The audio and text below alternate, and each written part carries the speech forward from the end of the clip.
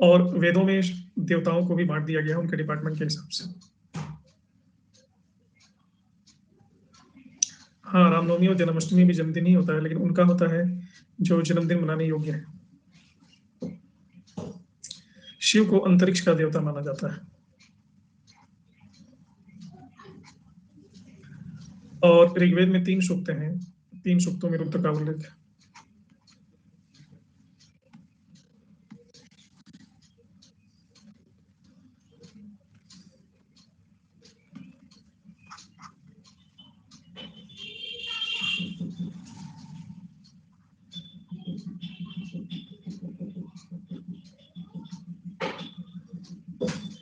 ये तो क्लियर दिख नहीं रहा है।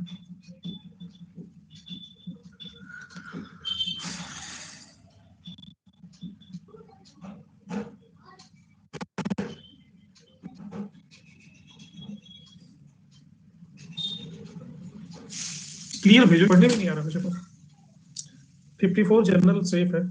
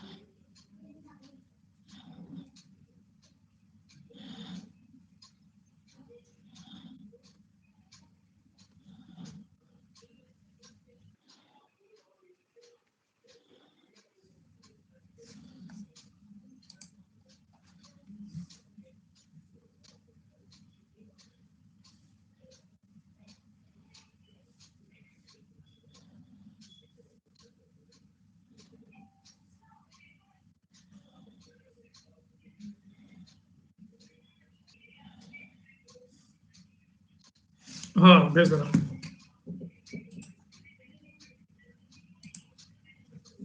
एक अमिताभ पढ़ने में आ रहा है, बाकी सब धुंधला सा है। अब किया गया तो रिजल्ट भी आ जाएगा। तो ऋग्वेदों में, वेदों में सबसे पहले, जैसे मैंने बताया कि रुद्र, ऋग्वेद में रुद्र नाम मिलता है शिव का, लेकिन सबसे पहले शिव नाम किस पुस्तक में मिलता है?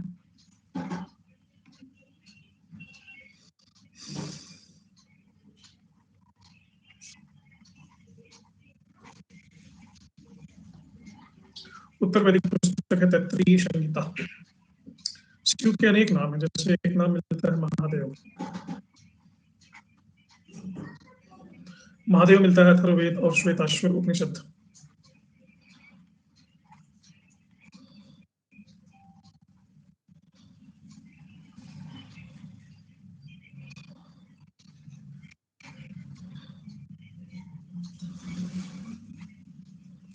शिव की पत्नी पार्वती का पहला उल्लेख कहाँ मिलता है?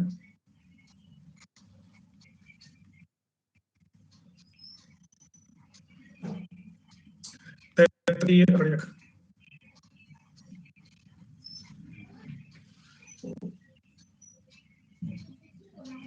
इस बार डबल देंगे इंटीजर, तो इसका मतलब ये है कि कटाव भी नीचे काफी जाएगा। पार्वती का एक और नाम है हेम,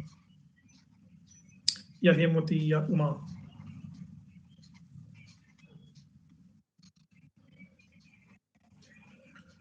केन उपनिषद। ऐसा एनटीए ने स्पष्ट नहीं किया है कि रिजल्ट कितने % वो देंगे। हालांकि इस पर विवाद भी हुआ था, पूछा भी गया, लेकिन क्लियर नहीं है उन्होंने।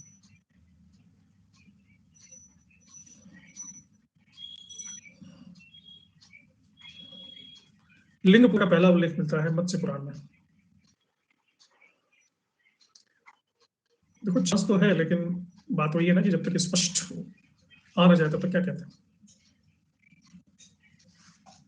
तो ये शिव के बारे में कुछ चीजें हैं जो कई बार प्रकाश में आती हैं।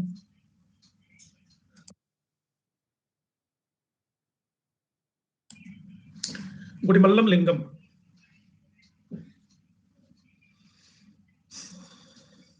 ये शिव की सबसे पुरानी मूर्ति है।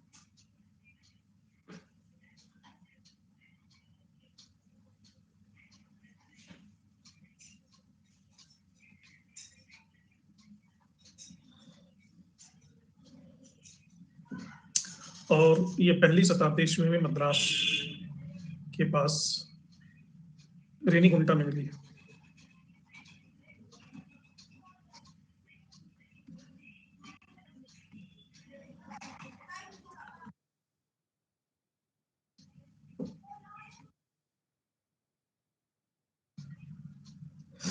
शिव की प्राचीनतम प्रतिमाएं भारत में प्राप्त। अब शैविज्म से ऐसे ऐसे प्रश्न आते हैं, जैसे ये प्रश्न है कि शिव के संदर्भ में निम्नलिखित कथनों में क्या सत्य है।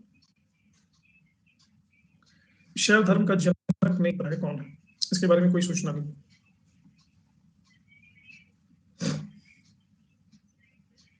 ऋग्वेद में शिव अंतरिक्ष के देवता है। शिव नाम सबसे पहले तैत्तिरीय अर्यक संहिता में मिलता है।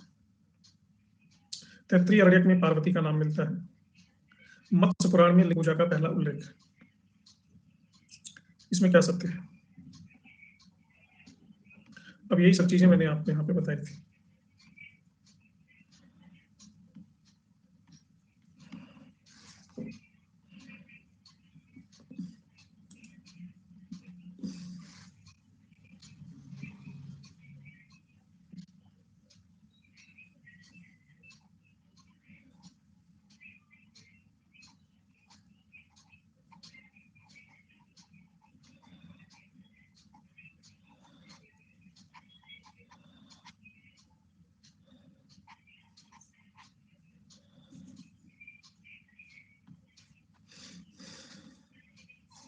शैव धर्म की प्राचीनतम प्रतिमा मैंने बताया पशुपति के रूप में प्राप्त होती है, और पशुपति इंडस सिविलाइजेशन में थे।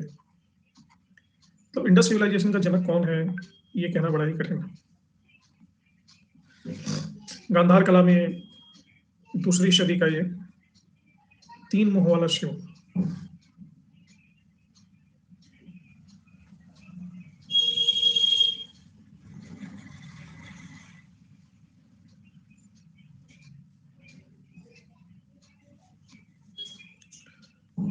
शिव की स्तुति 2 रूपों में होती है, या शिव के 2 रूप।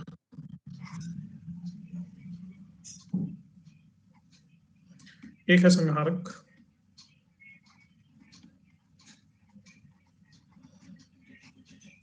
दूसरे हैं सौम्य। क्योंकि त्रिदेवताओं में भगवान शिव संहार के देवता है, तो जो सौम्य है शिव, उनको कहा गया है भगवान शंकर। संहार के देवता को कहा गया है रुद्र। ये चीजों का विनाश करते हैं। इसके लिए अथर्ववेद में मंत्र है। अथर्ववेद में 2 प्रकार के मंत्र मिलते हैं, एक भव और शव। ये दोनों रुद्र को समर्पित है। तो रुद्र का विस्तार माना जाता है कि चारों दिशाओं में।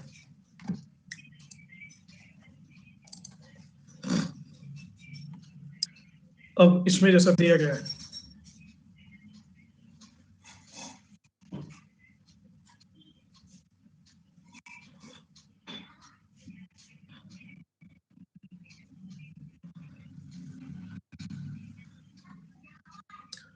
पूर्वी प्रदेशों में जो है उनका नाम है भव, दक्षिण में शर्व, पश्चिम में पशुपति, उत्तर में उग्र, जमीन के नीचे है रुद्र, उपजाऊ जमीन पर महादेव, और अंतरिक्ष पर ईशान। ये अलग अलग शिव के स्वरूप। ये लिस्ट मिलती है शतपथ ब्राह्मण में।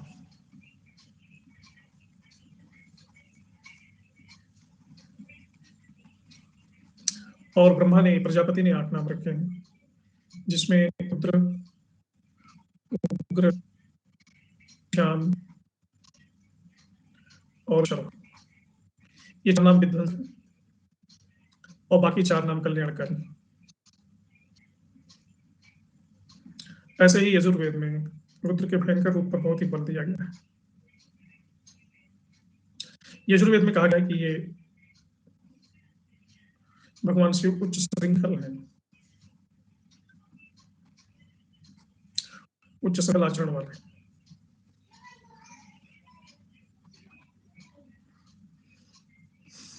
पशुपति जो मूल इनका तीर्थ है, जिसके संस्थापक लकुलीश है, वो पश्चिम में गुजरात में ही है। गुजरात में एक जगह है कायारोहण, उसकी एक शाखा जाकर काठमांडू नेपाल में पशुपतिनाथ का तीर्थ, लेकिन पशुपतिश मूलतः गुजरात में है। इसकी स्थापना ही गुजरात में हुई।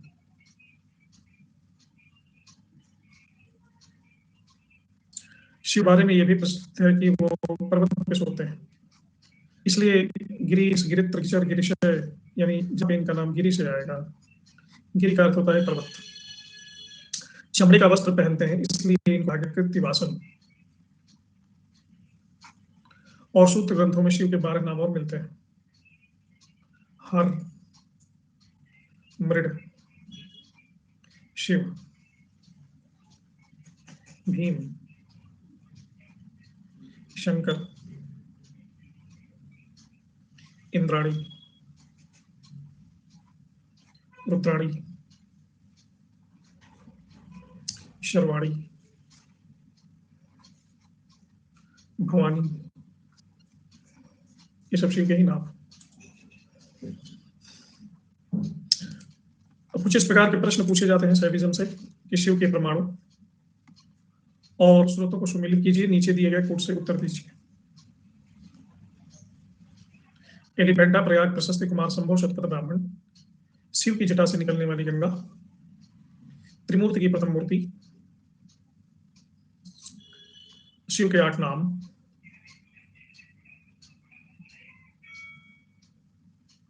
और अर्धनारीश्वर। शिव के किस रूप का वर्णन कहाँ किया गया है?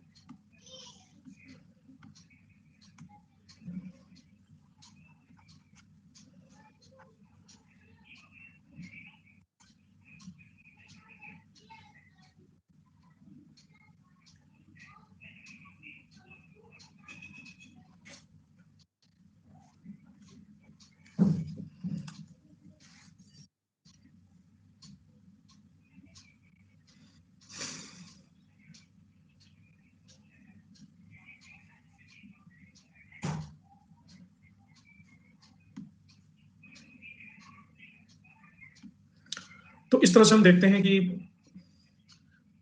शिव एक ज्ञान के स्रोत के रूप में भी वर्णित किए गए हैं, जैसे पाणिनि की अष्टाध्यायी व्याकरण, संस्कृत व्याकरण की पहली किताब मानी जाती है। इसमें 14 सूत्र हैं, और ये 14 सूत्र माने जाते हैं शिव के डमरू से उत्पन्न हुए हैं।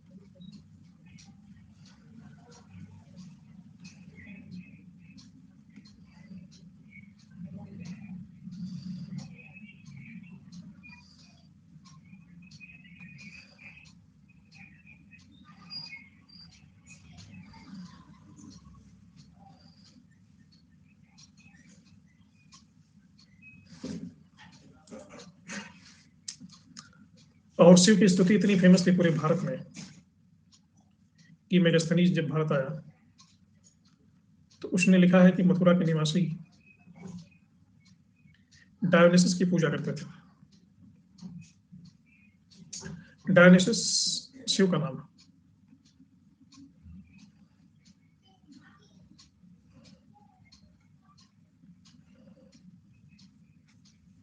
बहुत सारे राजवंशों ने भी पेट्रोनाइज किया, जैसे अशोक का पौत्र है जालौक, ये शहर था। बाद में मौर्य साम्राज्य का जब पतन होने लगा तो मौर्य सम्राट शिव की मूर्तियां बना करके बाजारों में बिकवाते थे और उनसे अपनी आजीविका चलाते थे। ऐसा लिखा हुआ है महाभाष्य पतंजलि के।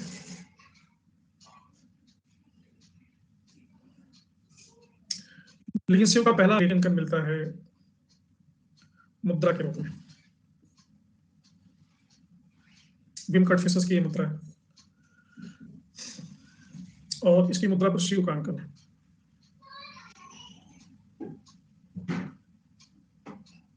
इसके ऊपर लिखा हुआ है महेश्वर।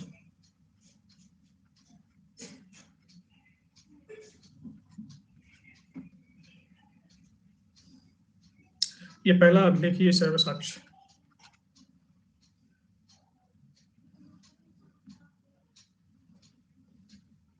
ये नंदी कांकन है भीमकट फिसस की मुद्राओं पर, और ये हाथ में डमरू लिए शिव बैठे हुए हैं नंदी पर।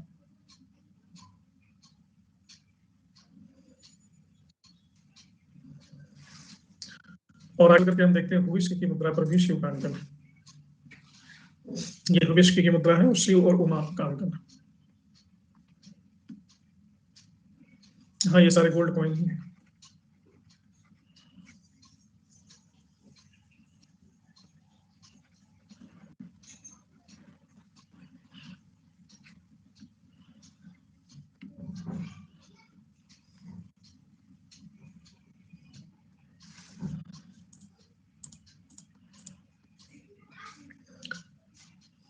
कुछ ये भी प्रश्न आया हुआ है, शिव के ऐतिहासिक प्रमाणों के संदर्भ में इन तथ्यों में क्या सत्य है। अष्टाध्यायी में कापालिक संप्रदाय का उल्लेख मिलता है। शिव सबसे पुरानी मूर्ति गुड़िमल्लम लिंग के रूप में प्राप्त है। स्कंद पुराण में ब्रह्मा से श्रेष्ठ बताए गए हैं, और भी प्रोफेसर के सिक्कों में महेश्वर अंकित है।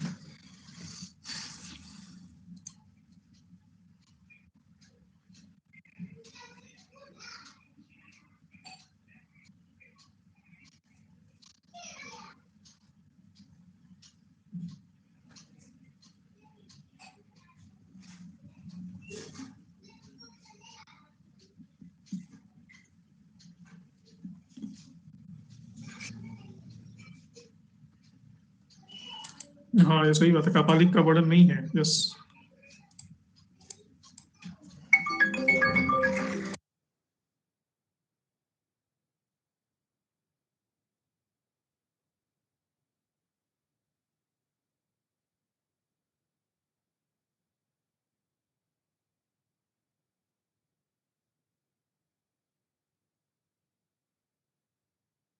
है कि शैव कोई अलग से धर्म नहीं है। शैव सनातन धर्म का ही हिस्सा है। सर्व प्रारंभिक प्रमाण मिलते हैं सिंधु घाटी की सभ्यता में, जो मैंने पशुपतिनाथ की मुद्रा बताई। लेकिन अभी वर्तमान बहुत सारे खोज ऐसे हुए हैं कि ये जो शिवलिंग की परंपरा है ना, ये सिर्फ न सिर्फ भारत में बल्कि विश्व के अनेक हिस्सों में पाई गई है, और इससे भी पहले है ये व्याप्त।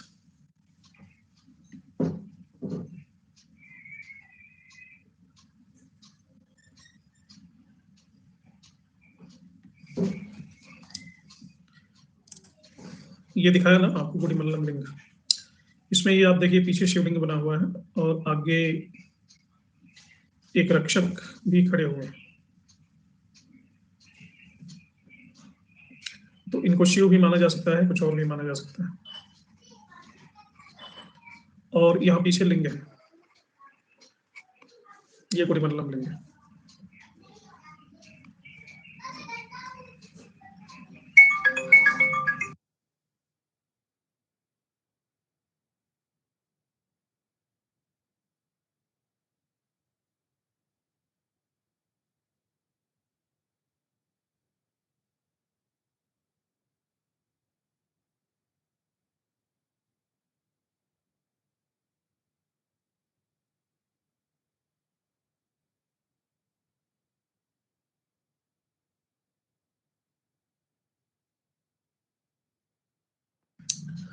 शैविज्म का जो पराकाष्ठा जिसको कहते हैं, क्लाइमैक्स भारतीय इतिहास में, वो देखा जाता है गुप्त काल में। गुप्त काल चूंकि भागवत धर्म के उत्थान के लिए या ब्राह्मण धर्म के उत्थान के लिए प्रसिद्ध है, तो इसमें हम शैव का भी उत्थान देखते हैं और साथ साथ वैष्णविज्म का भी उत्थान देखते हैं। और गुप्त काल में ही कालिदास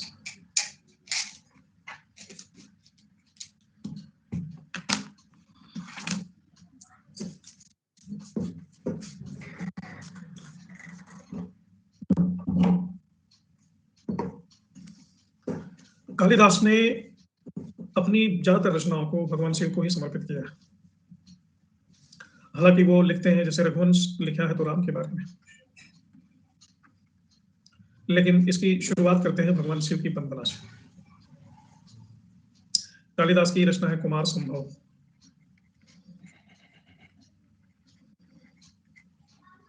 इसमें स्कंदगुप्त का पूरा दूसरा नाम कुमारगुप्त है और इसी में अर्धनारीश्वर का वर्णन है कालिदास के द्वारा। इसी में 3 ज्योतिर्लिंग का भी वर्णन किया है कालिदास ने। लखीमपुर खीरी यूपी में एक जगह है, वहां ज्योतिर्लिंग है गोला गोकर्ण नाथ।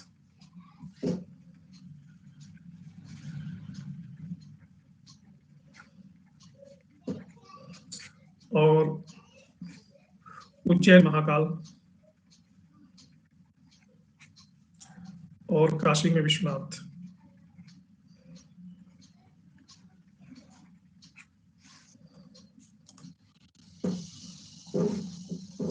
रघुवंश का प्रारंभिक श्लोक कालिदास शुरुआत ही करते हैं, वागर्था विविध संपृक्तो वागर्थ प्रति प्रत्यते जगतः पितरो वंदे पार्वती परमेश्वर। इसमें जगत का पिता बताते हैं भगवान शिव को।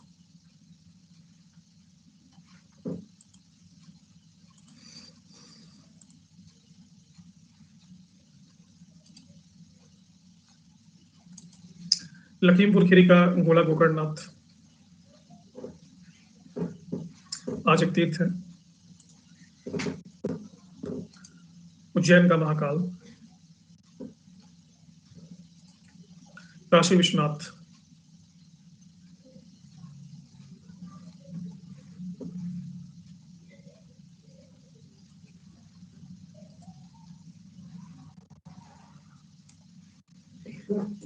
तो चंद्रगुप्त विक्रमादित्य महानतम शासक हुआ है गुप्त वंश का, और चंद्रगुप्त विक्रमादित्य का मंत्री था वीरसेन।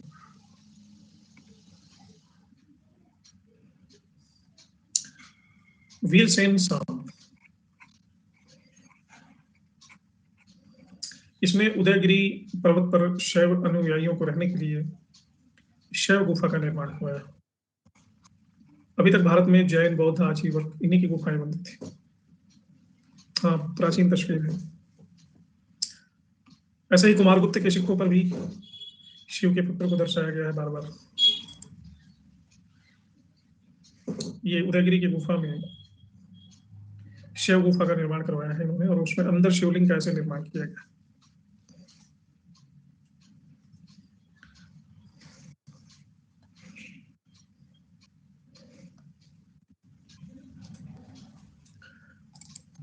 नचना कुठारा पार्वती मंदिर ये सर्वाधिक प्राचीन मंदिरों में से एक माना जाता है।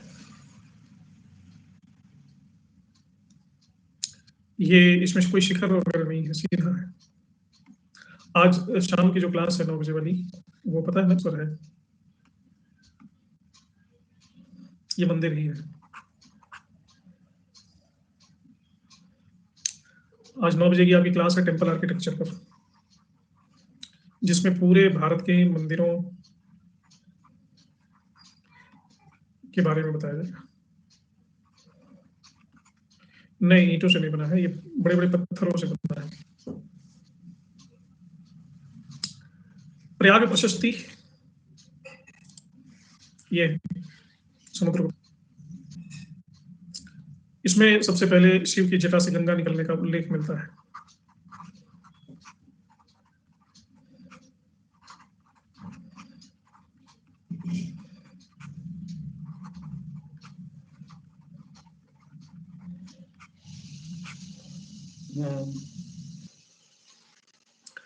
प्रयाग प्रशस्ति में ही गुप्त काल में शिव जी के लिए जुलूस निकलता था। उसको कहा जाता था देवद्रोणी।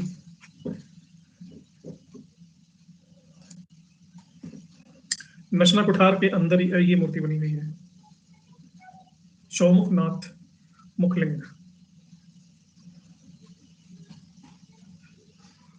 गुप्त काल में ही त्रिमूर्ति के रूप में ब्रह्मा विष्णु और शिव की उपासना शुरू हुई, और सबसे पहले एलिफेंटा में त्रिमूर्ति पाया गया, एलिफेंटा की गुफाओं में। नचना कुठार जगह का नाम है। नचना कुठार एग्जैक्टली मुझे लगता है यूपी में है, शायद एमपी में है। और वो जो मंदिर आपको दिखाया बड़ी ही प्रसिद्ध मंदिर है। हाँ, मध्य प्रदेश में भूमरा के पास।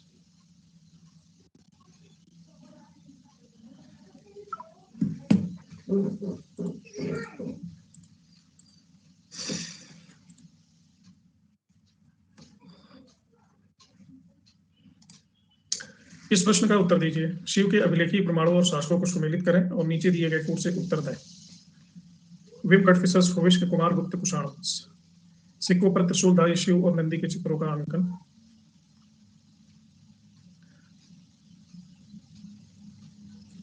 सिक्कों पर मोर पर बैठे कार्तिकेय।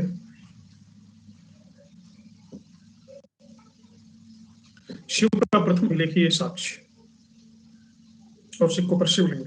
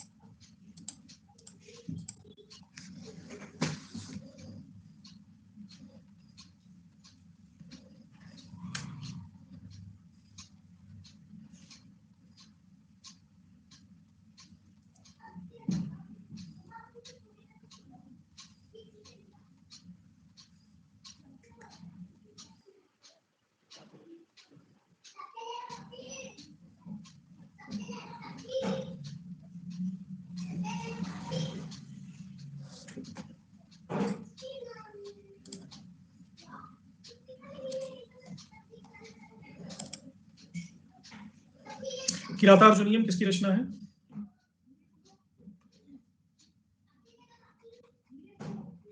भारवी की रचना। इसमें भगवान शिव और अर्जुन दोनों की लड़ाई का विवरण है। हर्षवर्धन के किस अभिलेख से पता चलता है कि वो शैव था प्रारंभिक कालों में? दोनों अभिलेखों से पता चलता है, मंसखेड़ा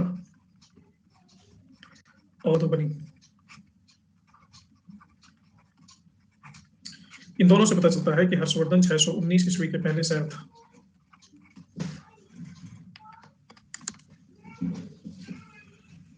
हर्षवर्धन के ही टाइम में हेनसांग भी भारत आया था, जो काशी में 100 से अधिक मंदिरों की बात करता है।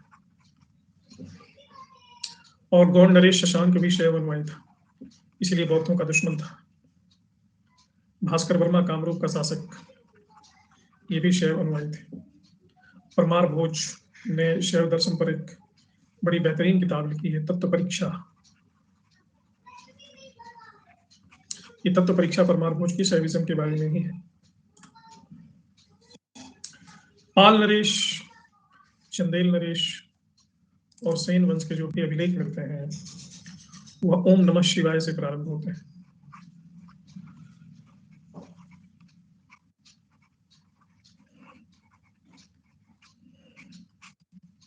चंदेल का प्रसिद्ध कंदरिया महादेव का मंदिर,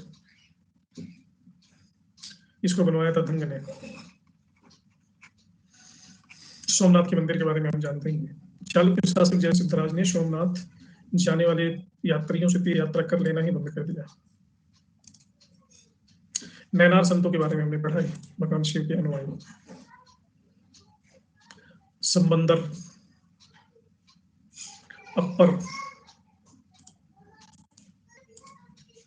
नंबी अंडार नंबी, सुंदर मूर्ति, मणिक वाचर, अक्का देवी, मुनिराय, मयंकदार, नंदन, सिद्ध तोड़कर। नैनारों के बारे में पिछली क्लास में मैंने बहुत ही विस्तार से बताया कि नहीं बताया? भक्ति आंदोलन।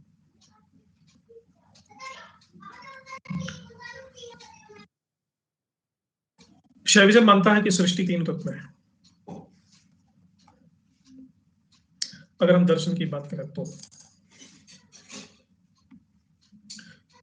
शिव करता है शक्ति जो कारण है, उपादान जो बिंदु, यानी जो परिणाम है। और शैव मत के 4 है, विद्या, क्रिया, योग और चर्या। विद्या का मतलब है पशुपति और पास के सही रोग का ज्ञान। पशु शब्द बना हुआ है पाश से। पास का मतलब होता है रस्सी या बंधन। पशु वही है जो बंधा हुआ है, सूक्ष्म बंधनों से बंधा हुआ है। काम, क्रोध, लोभ, मोह, भय, ईर्ष्या, द्वेष, अहंकार, इनसे जो बंधा हुआ है वो है पशु। तो हम लोग भी पशु हैं। पति वो है जो पशु के अंदर आत्मा है। काम, क्रोध, लोभ, मोह, अहंकार वगैरह का जब ज्ञान हो जाता है, इसको कहते हैं विद्या। विद्या ये ज्ञान तब होगा जब भगवान शिव की आप पूजा करेंगे, इनकी भक्ति करेंगे। पूजा का मतलब भक्ति, पूजा का मतलब अगरबत्ती दिखाना नहीं, पूजा का मतलब होता है प्यार, प्रेम। भगवान की तरफ आप 2 कदम चलते हैं तो भगवान आपकी तरफ 2 लाख बढ़ाता है। धीरे धीरे धीरे धीरे इनसे परिचय हो जाता है, तो इसको कहा गया है सैविन क्रिया।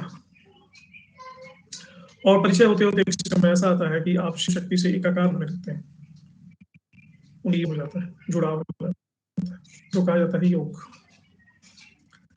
आप शिव से शिव के रंग में जाएंगे तो आप जो जो करेंगे वो होगा कर्तव्य,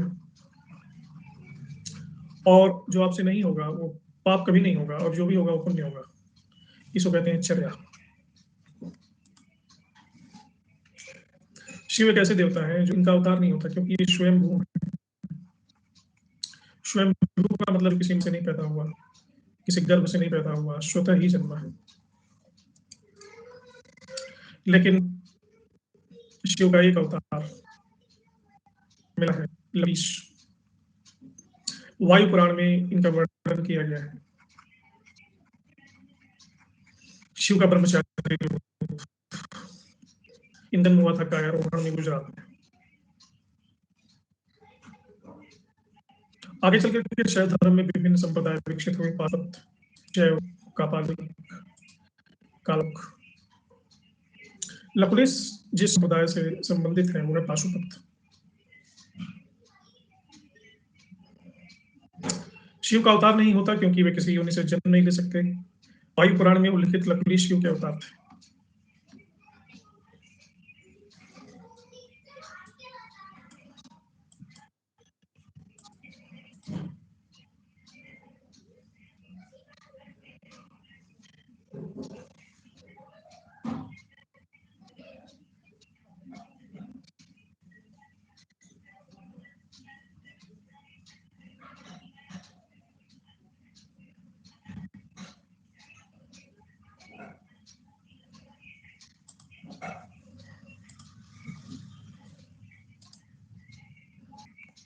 हनुमान बेसिकली वायु के अवतार हैं, और वायु या पवन शिव का अंश।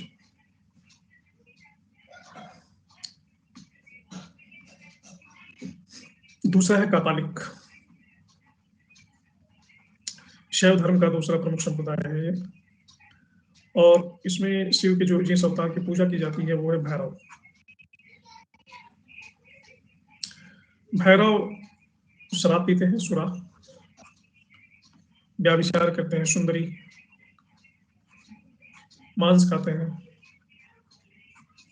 और इंसान के गला काट के उसकी खोपड़ियों की माला पहनते हैं।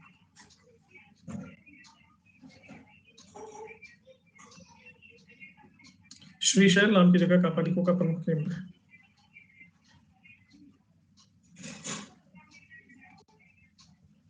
हाँ, वायु के पुत्र। दूसरा है कालामुख।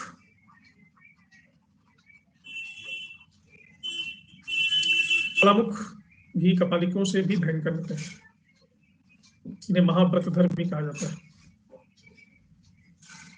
लिंगायत भी एक संप्रदाय है इनका।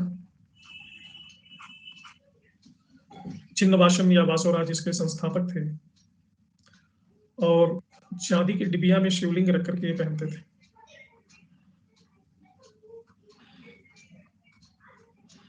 गले में।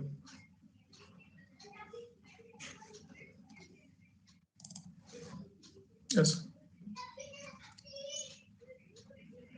और इसके प्रवर्तक माने जाते हैं कल्याणी के शासक कलचुरी विज्जल के प्रधानमंत्री वासोराज और इनके भतीजे थे छिन्नवास। वासो पुराण की रचना है।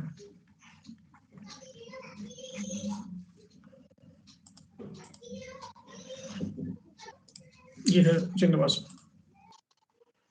तो ये तीन सिद्धांतों की बात करते हैं, गुरु, जंगम और लिंग। गुरु शिव तक जाने का मार्ग दिखाता है। जंगम वो व्यक्ति है जो शिव शरीक हो गया है और शिवलिंग तो हम जानते हैं। इनकी भाषा कन्नड़ है और इनके पति गीत है वचन शास्त्र। इनके अनुयायियों को वीर मार्गी कहा गया। पुनर्जन्म को नहीं मानते, वेद को नहीं मानते, जाति का खंडन करते हैं। आगे चल करके ये चार में बट गए।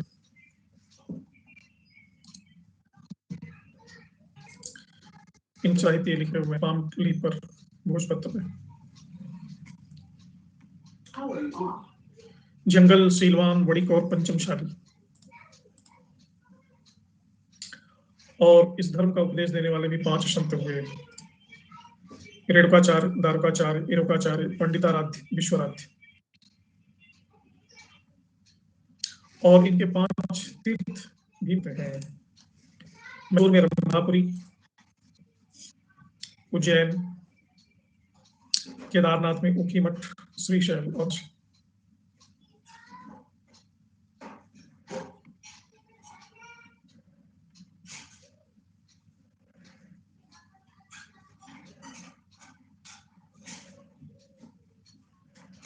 लेकिन शैविज्म का केंद्र बना भारत में कश्मीर।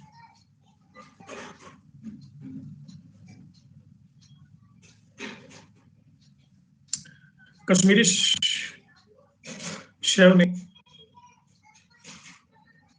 3 प्रकार की फिलॉसफी दिया। स्पंदन शास्त्र,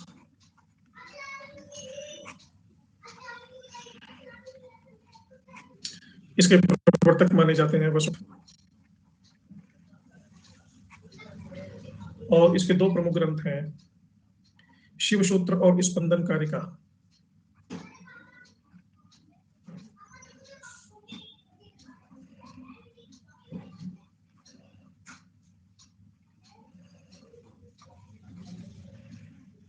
दूसरा है आगम शास्त्र।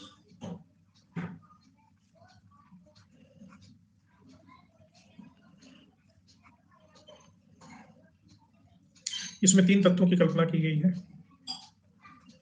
पशु, पति और पाश। और तीसरा है प्रत्यभिज्ञा शास्त्र।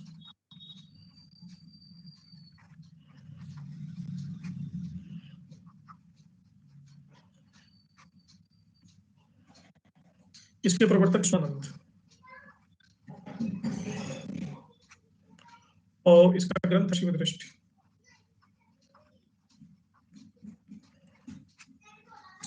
ये तीनों संबंधित है कश्मीर से।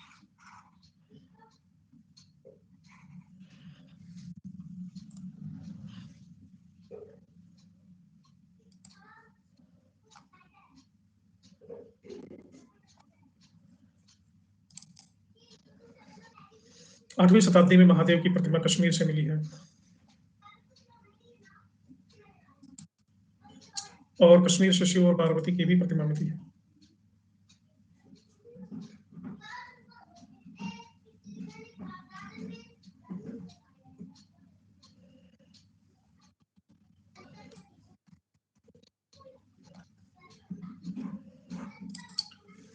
गोरखनाथ ने एक नए संप्रदाय की नींव रखी। गुरु गोरखनाथ ने तो नहीं, मत्स्यनाथ ने, इनको चंद्रनाथ भी कहते हैं, 10वीं शताब्दी में नाथ पंथ।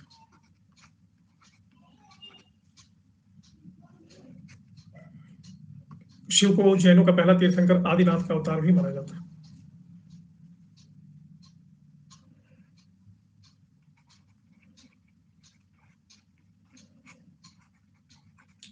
मत्स्येंद्र नाथ ने 2 किताबें लिखी हैं, कौल ज्ञान निर्णय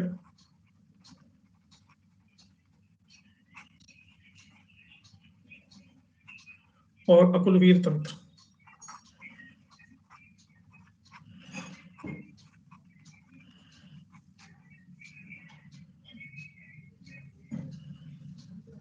स्त्री के बिना इनका कोई कार्य संपन्न नहीं होता है।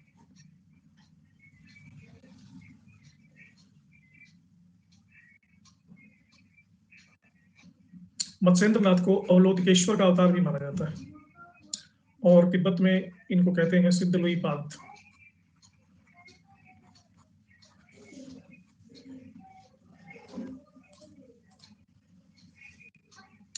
ग्यारहवीं शताब्दी में गुरु गोरखनाथ इसी परंपरा में हुए, और इन्होंने स्त्रियों को साधना से बाहर निकाला। हठ योग और सहज योग, ये दोनों प्रचलित किए। शिव से अभी इनके गद्दी पर है आदित्यनाथ, जिसको कहा जाता है योगी आदित्यनाथ। इसी परंपरा से आए हुए वर्तमान कड़ी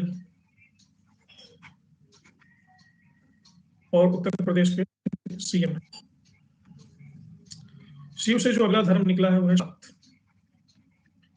ये शक्ति की पूजा करता है, शक्ति की आराधना, मातृ देवी। ये भी वैदिक काल से ही शुरू हुआ, नहीं, सिंधु काल से ही शुरू हुआ और गुप्त काल में अपने चरम पर पहुंचा। इसका सबसे बड़ा इंद्रिय है 64 की योगिनी का मंदिर भेड़ाघाट। इसी डिजाइन पे हमारा पार्लियामेंट भी बना है। और प्रताप नरेश, महेंद्र पाल के लेखों में दुर्गा, महिषासुर मर्दिनी, कंचन देवी, अम्बा वगैरह नाम मिलते हैं। अमोघ वर्ष राष्ट्रकूट के बारे में ये प्रसिद्ध है कि बाएं हाथ उंगली काट करके देवी को ढकता था। कल्हड़ अबू फजल ने शाह मंदिर का विवरण दिया है। तो ये आसपास के 3 केंद्र थे। ये शारदा देवी मंदिर है कश्मीर का, अभी इसके अवशेष ही बचे हैं। ये पहला केंद्र। दूसरा कामाख्या मंदिर है असम में।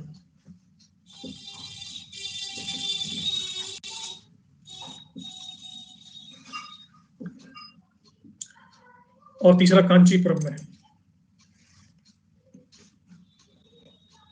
तो शिव से शैव धर्म जैसे शुरू होता है, वही माता पार्वती से शुरू होता है कापालिक, और माता पार्वती इसमें हो जाती है मां काली, दुर्गा। शाक्तों के 2 वर्ग बाद में हो गए, एक को कौल मार्गी और दूसरा आ गया समयाचारी। कौल मार्गी पंचमकारों की साधना करते हैं, शराब, मांस, मछली, मुद्रा और मैथुन। हाँ, कोई 52 शक्तिपीठ। और इनके उलट समयाचारी ये देवी की पूजा करते हैं। देवी की 9 योनियों का वृत्त बना करके उनके बीच एक योनि का चित्र खींच करके उनके चक्र बनाते हैं। त्रिपुरा, रहस्य, मालिनी, विजय, महानिर्वाण, डाकावर, कुलावर, ये शाक्तों के प्रमुख ग्रह।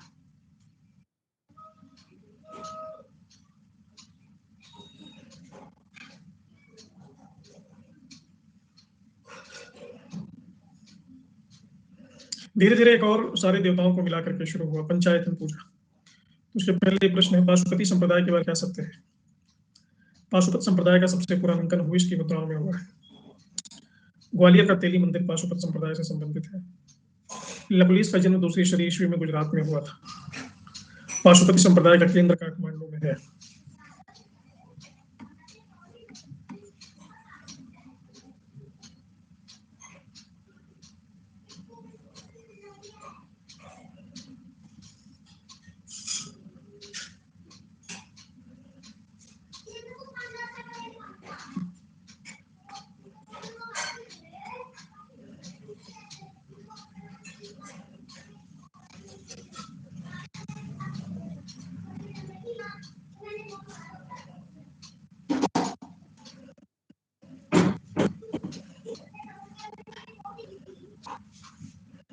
तो लड़का है।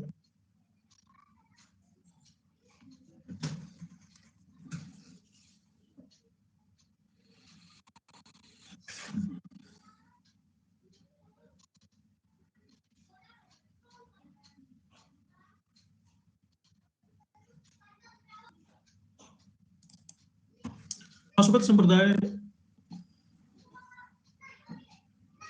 ईशा पूर्व है। ऑप्शन में लिखा है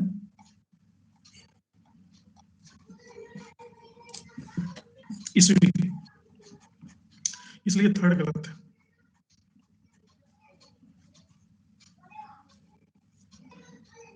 पाशुपत संप्रदाय शुरू है कायारोहण गुजरात से, लेकिन काठमांडू में पाशुपतिनाथ का मंदिर है, आज केंद्र में है।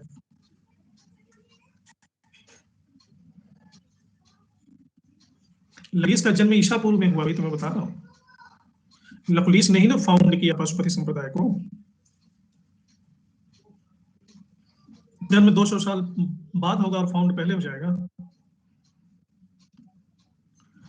ऐसा है जैसे 64 देवी के शक्तिपीठ है कि नहीं है, तो 64 केंद्र हो गए, जहां से उसका प्रवर्तन हुआ है तो केंद्र है ही है। तो ऐसा नहीं कि और कोई केंद्र होगा, बाकी तो केंद्र होंगे। द्वादश ज्योतिर्लिंग है, वो भी 64 शक्तिपीठ है। 52 शक्तिपीठ।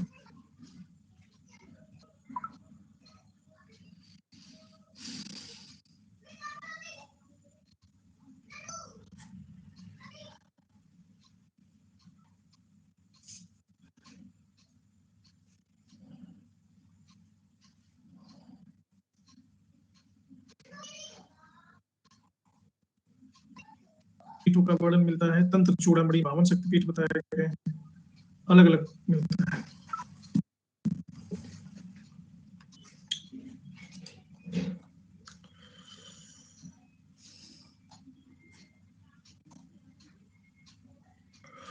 आखिरी में पंचायतन पूजा है, इसका भी शंकराचार्य ने किया था। इसमें शिव, विष्णु, शक्ति, सूर्य, गणेश इनकी पूरा विधान मिलता है। तो ये रहा आपका